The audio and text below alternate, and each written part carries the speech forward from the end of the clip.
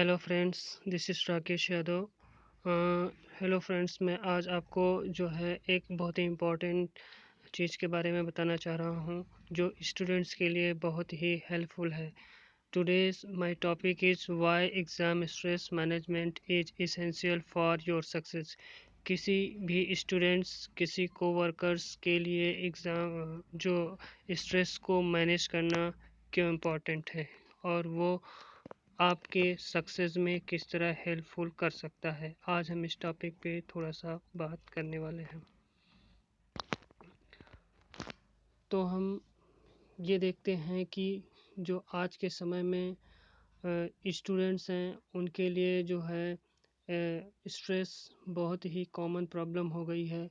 यह न केवल इंडिया में ही बल्कि ऑल ऑफ द वर्ल्ड में सभी स्टूडेंट्स जो है लगभग तनाव के एक प्रक्रिया से गुजर रहे हैं, जिसमें जो है वो एग्ज़ाम्स का जो है एंग्जाइटी हो, एग्ज़ाम्स का तनाव हो या स्टडी का तनाव हो, जिससे वो फील करते हैं। जिसमें से कुछ स्टूडेंट्स अपने स्ट्रेस को मैनेज करने में जो है सफलता प्राप्त कर लेते हैं, लेकिन बहुत से स्टूडेंट्स अपने स्ट्रेस को मैनेज नहीं कर पाते हैं, जिसके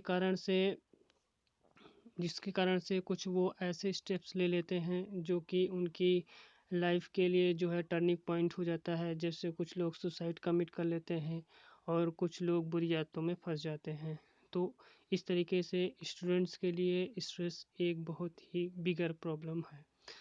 ये प्रॉब्लम न केवल स्कूल्स में पढ़ने वाले छात्रों के लिए है, न केवल कॉलेज वालों को, बल्कि जो स्टूडेंट्स कॉम्पिटिटिव एग्ज़ाम्स में भी अपीयर हो रहे हैं वो भी इससे काफ़ी ज़्यादा प्रभावित हैं।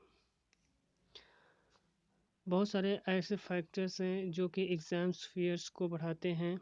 That increase fear of students, जैसे कि प्रेशर फ्रॉम पीयर्स, अपने साथी कलीग के पढ़ाई के जो मेथड्स हैं या उसके परफॉर्मेंस को देखकर बच्चों में प्रेशर बढ़ रहा है।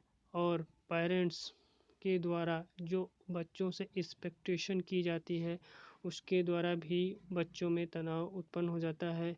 जैसे कि पेरेंट्स चाहते हैं कि उनका बच्चा बहुत अच्छा पढ़े, पढ़ाई में बहुत आगे रहे, उसके ग्रेड्स बहुत अच्छे रहें और वो जो है अपने आप को होनहार साबित करे। लेकिन बहुत सारे बच्चे जो है पेरेंट्स की एक्सपेक्टेशन पे खड़े नहीं उतर पाते हैं, जिससे उनको एक तरीके से तनाव, टेंशन, परेशानी से गुजरते हैं कि उनका रिजल्ट कैसा होगा, वो परीक्षा में वो अच्छा परफॉर्म कर पाएंगे कि नहीं कर पाएंगे, जो कि एक तनाव के रूप में जो है बच्चे के सामने आता है।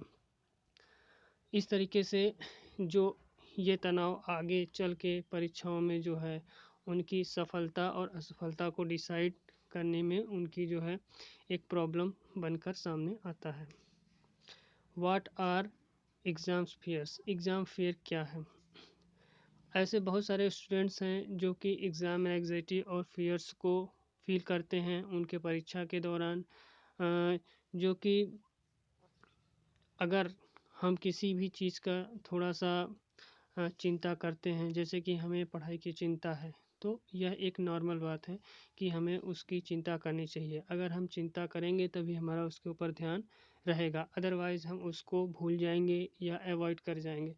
इसलिए थोड़ी चिंता करना अच्छी बात है, लेकिन उस विषय में बहुत ज़्यादा चिंता करना बहुत ही बुरी आदत है, जो कि एक तनाव का जो है रूप ले लेती है। अगर ऐसे बहुत सारे बच्चे हैं जो कि इस चीज़ को जो है ओवरकम नहीं कर पाते हैं, मैनेज नहीं कर पाते हैं, जो कि एग्ज़ाम्स में एक स्ट्रेस के रूप में उनका सामने आती है, जो कि एक बहुत बड़ी प्रॉब्लम है।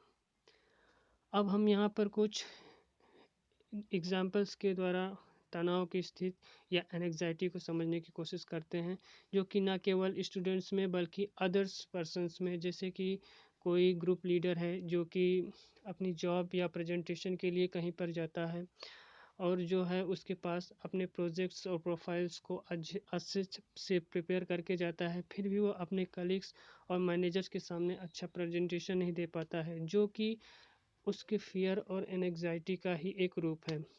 दूसरा एग्जांपल लेते हैं, जैसे कि कोई एक क्रिकेटर है और वो जो है किसी अपने डेब्यू मैच में उतर रहा है या किसी बड़े मैच में उतर कर उसे खेलना है, तो वह अच्छी से खेल नहीं पाता है और वो जो है नॉर्मल सी बॉलों को भी जो है हिट नहीं कर पाता है, क्योंकि उसके अंदर एक फ़ियर रहता है कि पता नहीं क्या हो, कहीं मैं आउट ना हो जाऊं, मेरे अच्छे शॉट्स लगें कि ना लगें, तो वह एक तनाव की स्थिति बन सकती है उसके लिए। इसी प्रकार से अगला एग्जांपल देखें कि अगर कोई बच्चा जो है हारमोनियम प्ले करता है और वो बहुत अच्छे से प्रैक्टिस करता है, उसका रियाज़ करता है, लेकिन अगर वो किसी शो में जाता है तो वह अच्छा परफॉर्म नहीं कर पाता है। उसे वो जो धुन बजानी रहती है वो उसे बजा नहीं पाता है, उसकी जगह में वह डिस्टर्ब हो जाता है, जो एक तनाव के रूप में उसके सामने आता है।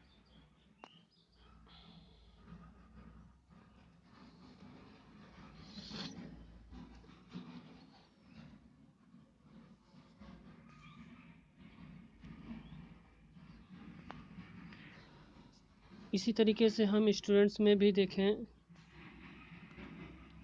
इस तरीके से हम स्टूडेंट्स में भी देखें तो वो जो है अपने एग्ज़ाम्स के दौरान में अच्छा परफॉर्म नहीं करते हैं और वो अपने नॉलेज के होने के बावजूद भी अच्छा लिख नहीं पाते हैं, अपने सिंपलेस्ट क्वेश्चंस के भी जवाब अच्छे से नहीं दे पाते हैं और वो जो है बहुत सारी मिस्टेक्स करते हैं उसमें।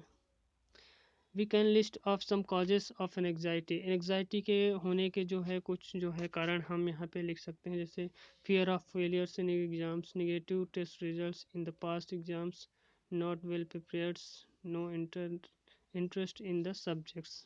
जिस सब्जेक्ट में वो पढ़ाई कर रहा है उसमें उसका इंटरेस्ट न होना भी एग्ज़ाम एनजाइटी को बढ़ाना देना है। कुछ हम टिप्स देखते हैं कि एग्ज़ाम एनजाइटी को कैसे किया जा सकता है। Van is the negative thoughts from your minds, अपने माइंड से नेगेटिव थॉट्स निकालना चाहिए और पॉजिटिव माइंड से हमें वर्क करना चाहिए। क्रिएट स्टडी रूटीन प्लान, हमें एक स्टडी रूटीन प्लान बनाना चाहिए और उसके तहत हमें काम करना चाहिए। Don't try to compare with others, हमें अदर्स से अपने आप को कंपेयर नहीं करना चाहिए। Don't focus on the perfection trap, हमें परफेक्शन के एक परफेक्शनिस्ट होने के जाल में नहीं फंसना चाहिए, हमें अपना काम जो है रूटीन के हिसाब से धीरे धीरे करते रहना चाहिए। टेक स्मॉल स्टडी ब्रेक, हमें पढ़ाई के दौरान छोटे छोटे स्मॉल ब्रेक लेना चाहिए जो हमारे तनाव को कम करते हैं। अवॉइड लास्ट मिनट प्रिपरेशन, हमें परीक्षा के अंतिम दिनों में जो है प्रिपरेशन से को अवॉइड करना चाहिए, हमें पहले से ही प्री प्लान स्ट्रेटजी बनाना चाहिए और उसके हिसाब से काम करना चाहिए। Thank you.